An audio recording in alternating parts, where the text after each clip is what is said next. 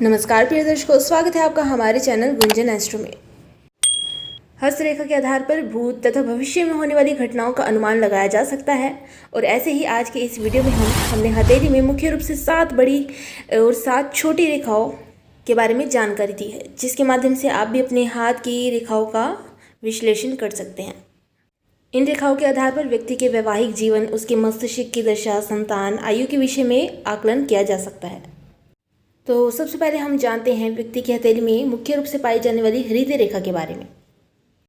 यह रेखा सबसे छोटी वाली उंगली, जिसे हम कनिष्ठिका उंगली कहते हैं, उसके नीचे से शुरू होकर व्यक्ति की तर्जनी उंगली के मध्य तक जाती है या फिर तर्जनी उंगली तक भी जा सकती है। यह रेखा व्यक्ति में अवसाद, गुण, स्वभाव और भावनात्मक स्थिरता, सामाजिक व्यवहार, चिड़चिड़ा स्वभाव, साहित्य के प्रति प्रेम आदि को दर्शाती है। यह रेखा जितनी लंबी होती है वह व्यक्ति सरल, लोकप्रिय और मृदुभाषी उतना ही होता है तथा जीवन में सम्मान तथा प्रतिष्ठा भी प्राप्त करता है। जिन लोगों की हृदय रेखा छोटी होती है, यानी कि कुछ इस प्रकार से या मध्यम अंगुली तक ही जाती है, तो वह व्यक्ति चिड़चिड़ा, शंकालु, असंतोषी प्रवृत्ति का होता है। ऐसे व्यक्ति की छोटी सोच होती है और यह किसी पर जल्द विश्वास भी नहीं करते तथा इस प्रकार के लोगों की प्रवृत्ति भी क्रूर तरह की होती है।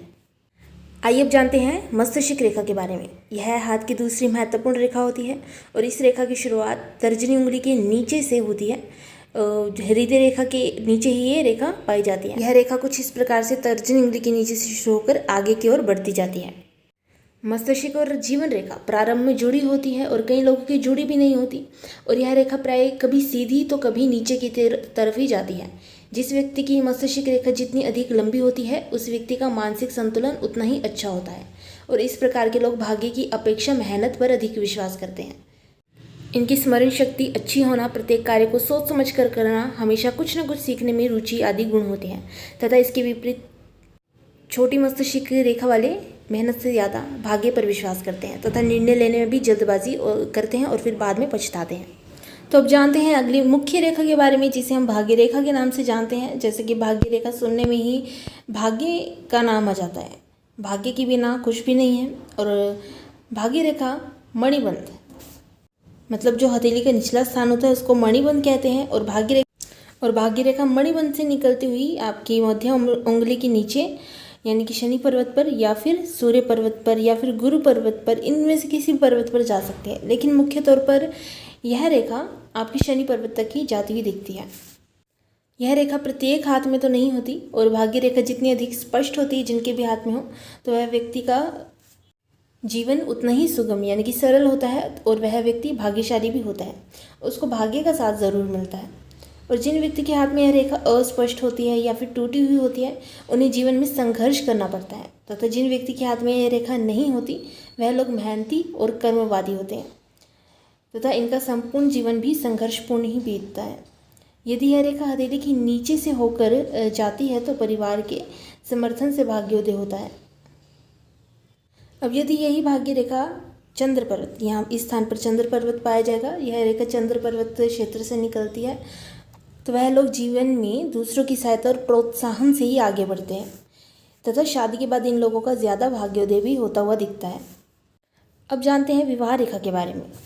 व्यक्ति का विवाह उसके जीवन की एक महत्वपूर्ण घटना होती है और विवाह रेखा आपकी कनिष्ठिका उंगली, यानी कि सबसे छोटी वाली उंगली के नीचे बुध पर्वत पर आड़ी रेखा के रूप में पाई जाती है। यहाँ पर जितनी मतलब कि लंबी आड़ी रेखाएं दिखेंगी वह व्यक्ति की विवाह रेखा होती है। जो लंबी वाली है वो तो विवाह रेखा होगी और जो छोटी छोटी सी हैं वो व्यक्ति की प्रेम की रेखा होती है। मतलब कि जो बड़ी रेखाएं हैं वो तो उस व्यक्ति के विवाह को दर्शाती हैं और जो छोटी छोटी सी रेखाएं हैं वह दर्शाती है कि व्यक्ति के कितने प्रेम प्रसंग रहेंगे। यदि आपकी विवाह रेखा टूटी हुई है या फिर कटी हुई है तो विवाह में मतभेद होने की संभावना रहती है। हथेली में विवाह रेखा आपकी सूर्य पर्वत तक भी अगर जा रही हो तो ऐसे लोगों का विवाह समृद्ध और संपन्न परिवार में होता है। यदि दोनों ही हाथों में विवाह रेखा एक समान हो तो दोनों का वैवाहिक जीवन भी खुशहाल होता है और दोनों पति पत्नी में सामंजस्य बना रहता है। साथ ही यह रेखाएं जितनी स्पष्ट होती है व्यक्ति रिश्तों को उतना ही अधिक महत्व देता है। अब बात करते हैं संतान रेखा के बारे में। संतान की रेखा विवाह रेखा के अंत में ऊपर की ओर जाती हुई प्रतीत होती है। विवाह रेखा पर जो खड़ी हुई तथा सीधी रेखाएं होती हैं वो पुत्र और जो टेढ़ी मेढ़ी हल्की सी रेखाएं होती हैं वो पुत्री का संकेत देती हैं। संतान रेखा जितनी अधिक स्पष्ट और उभरी हुई होती है तो उस संतान के द्वारा अधिक प्रेम तथा सुख की प्राप्ति भी होती है। इसी कारणवश किसी एक संतान से अधिक लगाव होता है तथा उस संतान से बाकी की संतानों की अपेक्षा अधिक सुख की प्राप्ति होती है।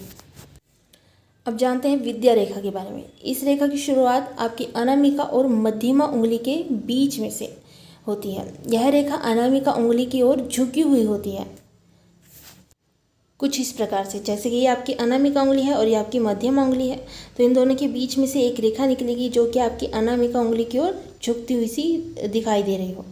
जिन लोगों के भी हाथ में यह रेखा होती है वे निर्धन होने के बाद भी अच्छी शिक्षा को प्राप्त करते हैं, साथ ही बुद्धिमान और ज्ञानी भी होते हैं और अपनी बुद्धि से सफलता प्राप्त करते हैं।